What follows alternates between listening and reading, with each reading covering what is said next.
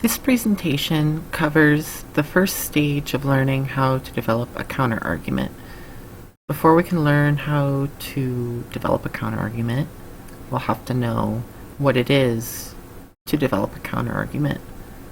But before you can know what to do, you have to know why you're doing what we're doing. Otherwise, it'll all just seem arbitrary. So let's begin. Let's consider an example situation.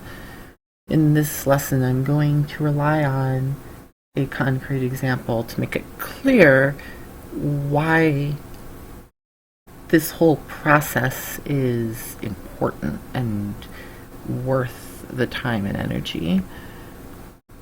So here's our character that's going to be putting forth an argument. So she says that we should continue the quarantine until a COVID-19 vaccine is available. It's a fairly common and plausible position. Let's give her an audience. On the one hand, she could have some people who are already in agreement, and they'll just say, yeah, obviously we should do this.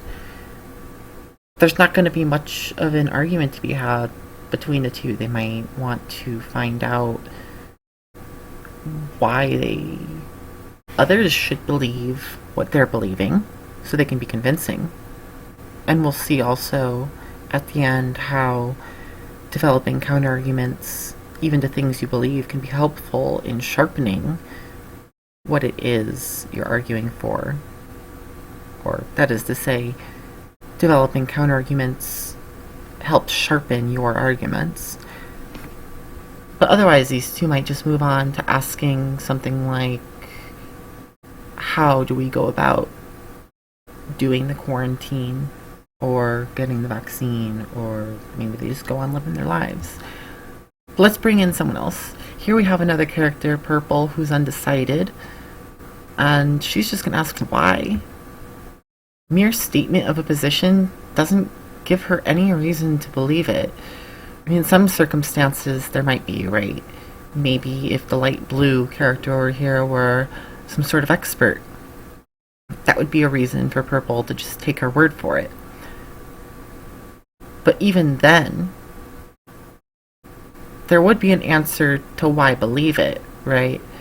That reason would just be, well, we have an expert, you should believe experts in their domains because they know best. That's what it is to be an expert, so what they say is probably the best available knowledge.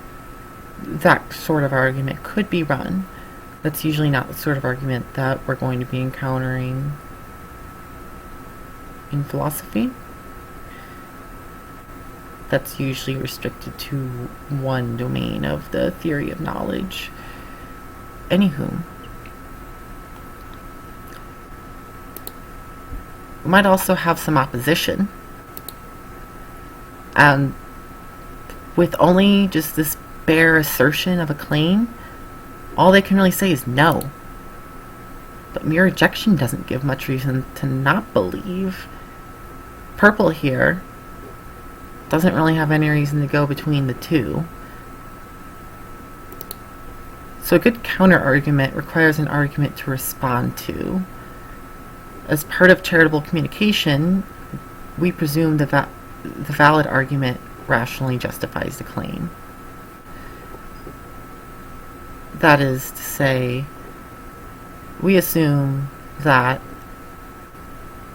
or if we're over here, we're these characters, we're going to assume that light blue over here has some sort of rational justification for her belief, right?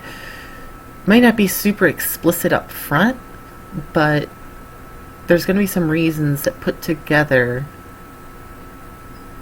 will make sense of why she believes it, even if you're radically opposed, like dark red over here.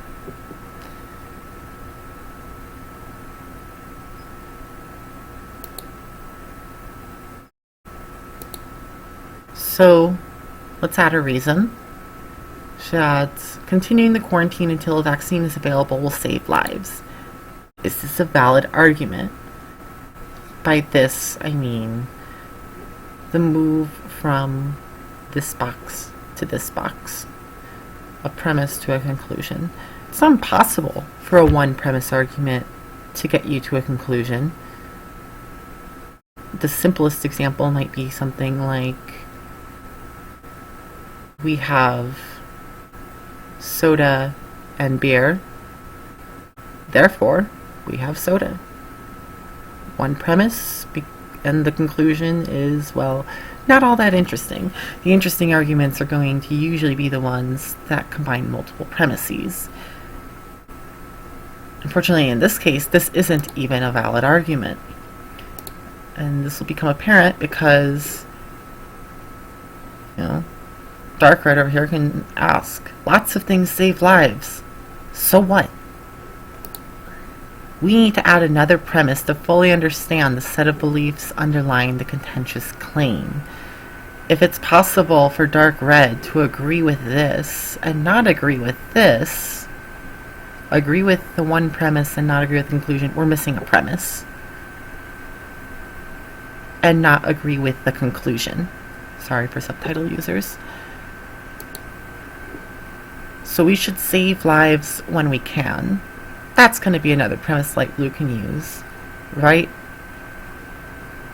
That's going to be another premise Light Blue can use. Again, sorry, I'm trying to get the subtitles right. Is this a valid argument? Still no. You might want to ask now, what could be wrong with this argument? That is, what is making it invalid? Continuing the quarantine until a vaccine is available will save lives, and we should save lives when we can. What you'll want to do is try and think of different possibilities of ways things could be that would let the two premises we have and the conclusion, let the two premises we have be true and the conclusion be false. Is there a way to get that? What if we can't continue the quarantine that long? Okay, so we need another premise. We can continue the quarantine until a vaccine is available.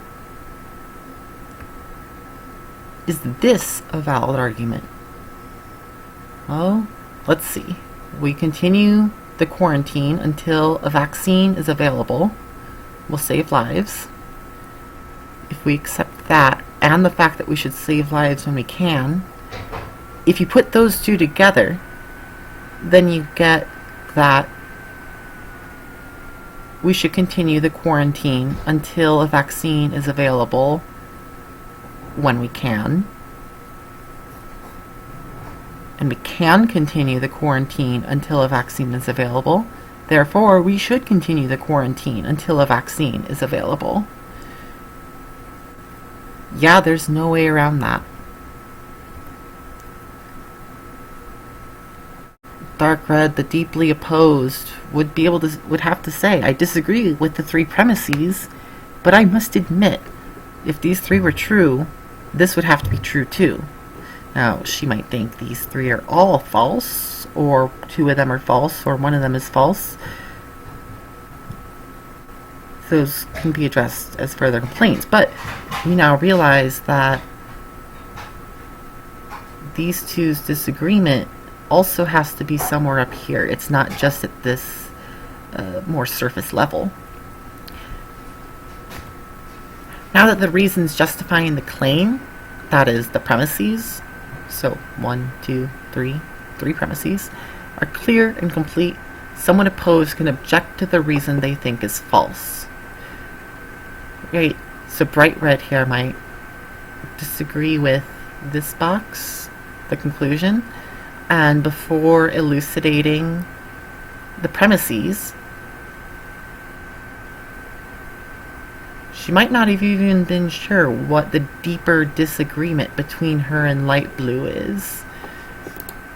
Let's say she thinks that we actually can't continue the quarantine until a vaccine is available because, say, it lowers total production so far below total consumption that our reserve resources are nearly depleted.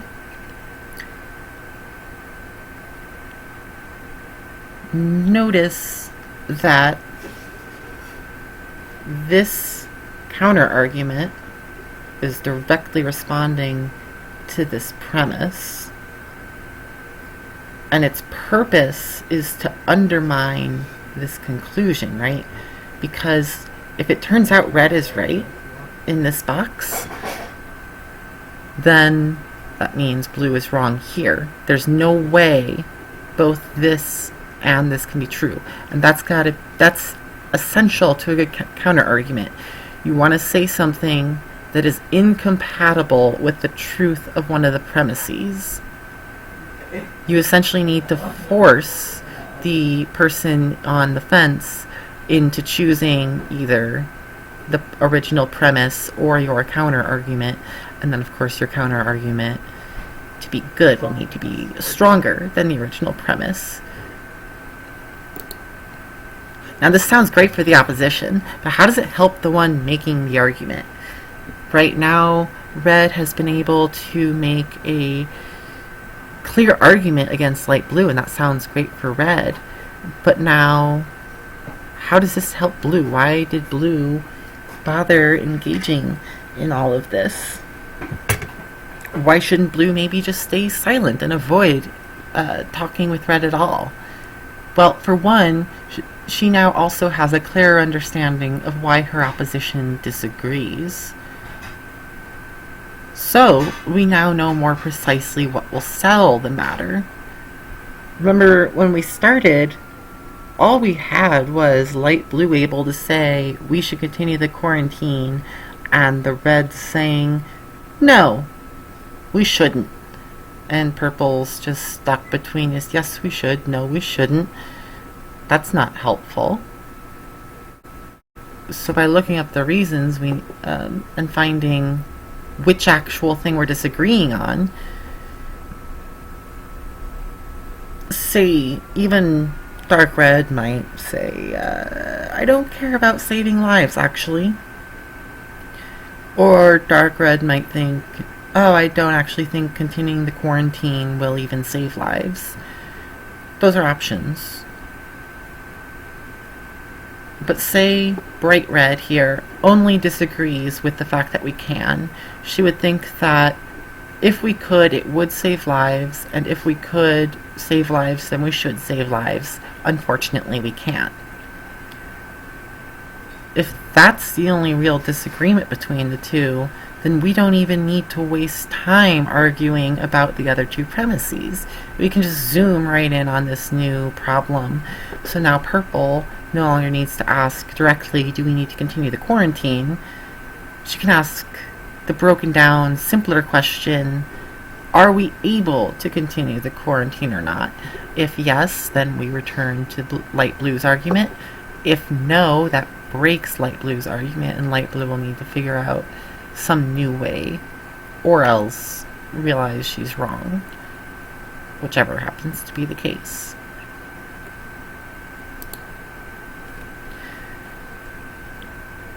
This concludes the why of how to develop a counterargument.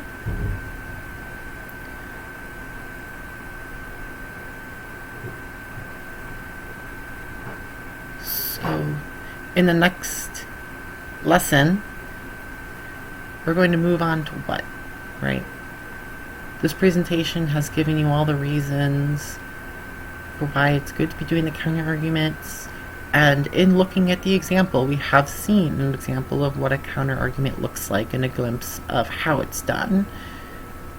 But next time, I'm going to assume that you already know why we're doing what we're doing, and all these questions motivating the reasons will be reviewed. And instead, it's going to be zooming in on how do we actually pick a good counterargument? What are we doing in terms of what counts, what doesn't count? How can we check?